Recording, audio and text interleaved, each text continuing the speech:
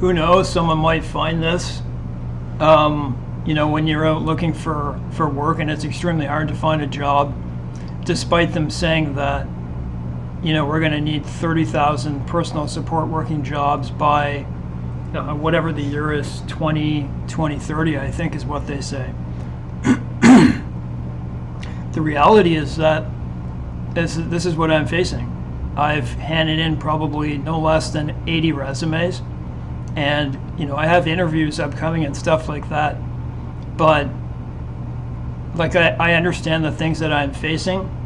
I just want to give you a history of how I came to this work and everything, doing my training, getting my certification. So I am certified, and I believe wholeheartedly from what I see with my own eyes in training and going to nursing homes, and I'm not being biased, it's true, is that the temporary foreign workers program is holding a lot of people back who are native born from their jobs. I'm just not a person who likes to talk about racism and these things. I just like to speak the truth, that's it. So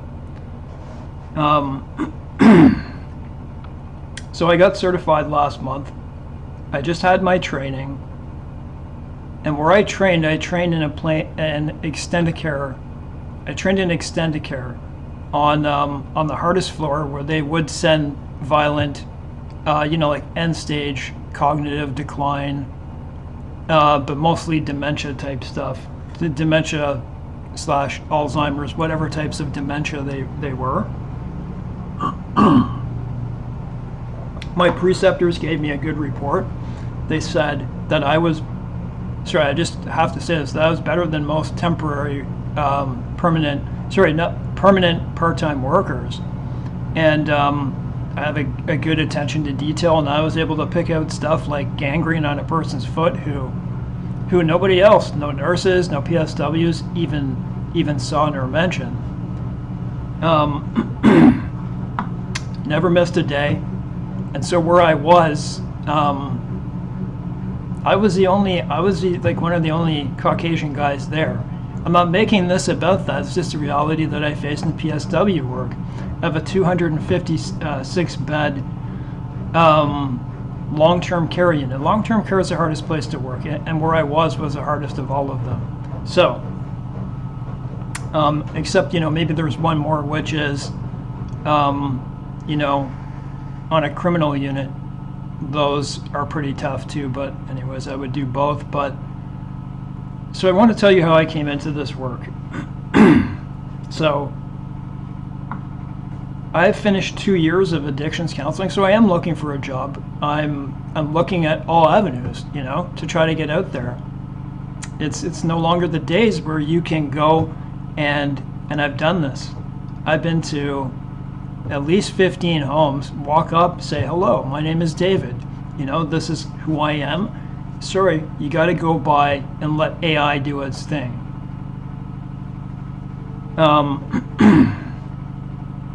Yeah, how I came into this, I wasn't planning to come into this. I did 2 years of addictions counseling, and when I went into addictions counseling, health sciences, I thought, why not start volunteering at the nursing home? So I had to do a bunch of stuff, get different checks done, background checks and stuff. And then they let me go anywhere in the home, speak to people, and I started to advocate for people.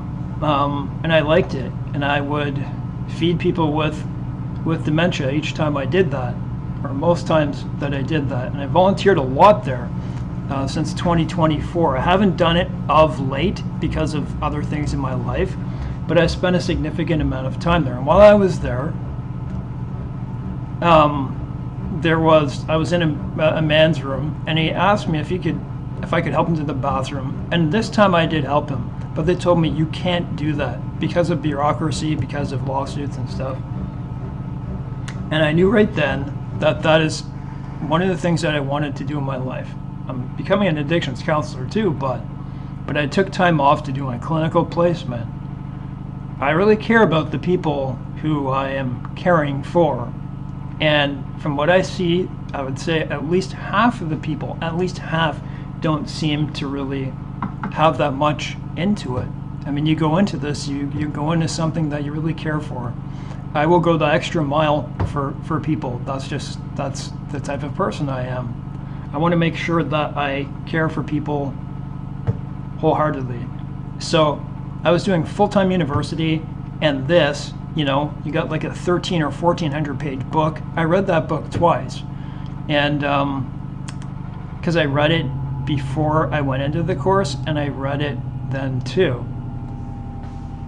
Then I was accepted for the clinical placement. It took a while to get a placement, it really did.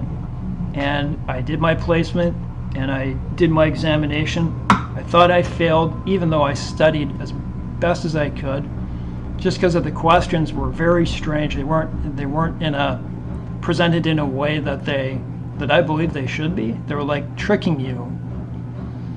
But anyways, I passed actually with flying colors with that. And so then I got that. And then so now I put in no less than 80 resumes, certificate. So I do have experience since 2024, and I did my clinical placement. And my preceptor told me, the job that you're doing, I was taking care of 4 people each shift. That's what I was doing by the end. Could I take care of 8 as they would have in there? Yes, over the period of those 8 hours. So I liked it. I liked it a lot, and so now I'm looking for a job. And I've gone through interviews. So, people will say, stop right there, Dave. Don't tell them anything more.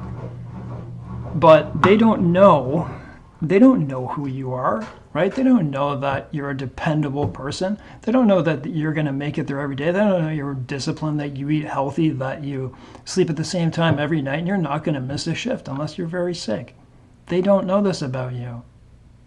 So I went through no fewer than 4 or 5 interviews. One, I drove 30 kilometers, so 60 kilometers each, both ways. And the way that I was answering the questions in there by 2 women, each taking turns asking me questions. I didn't answer anything incorrectly, but yet they still, they don't tell you over the phone. They give you a message. That's all they do. And I can't help but think that when I'm filling out these forms, don't forget we're living in Canada with ideologies. And it's like, are you Métis? Are you this? I am Métis. I am. If I get stuff that my dad has, I can actually get a Métis card.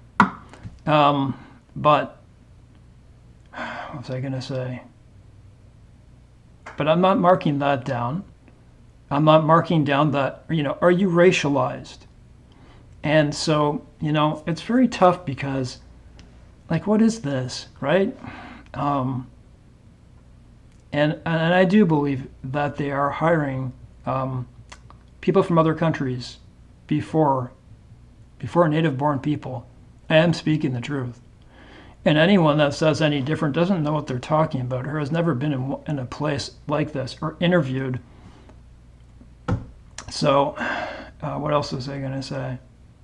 And why is that anyways? So I am looking to be hired. This is why I'm making this. And if I'm saying too much, then so be it. But I'm just telling the truth. Why is it that they're hiring so many? Or, you see in Tim Hortons, you see in every single store you go to.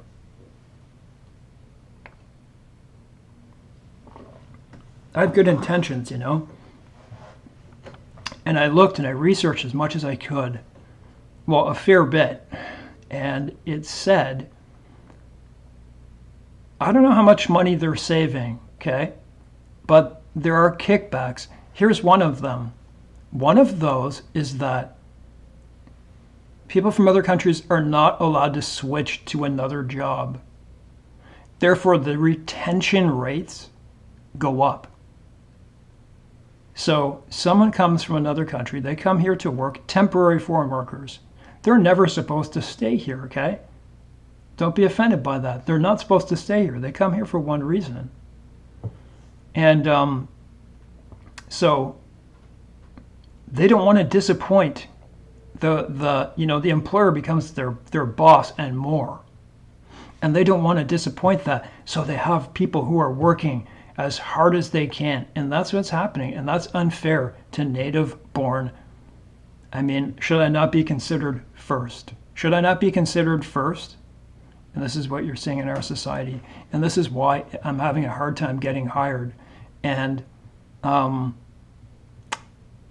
actually, to tell you the truth, am I a hard worker? I'm printing out many hundreds of resumes and cover letters, going door to door, putting them in people's mailboxes, putting them on, community mailboxes, putting them traveling, going to apartments. I've been to all the homes.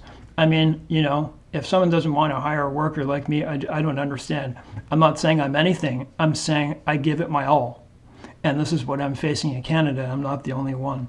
So if you'd be interested in hiring a person like me, then feel free to reach out to me. I'm going to leave an email in the description box. And I'm sure, I don't know, not many people will see this, but I'm sure people will say stuff to this. And so, yeah, if not for the temporary foreign workers program, you would see a lot of people hired who are from this country. I think without a hesitation. What they've done is they've oversaturated. So all the immigrants and migrants that you've seen come in, they've put them in these fields.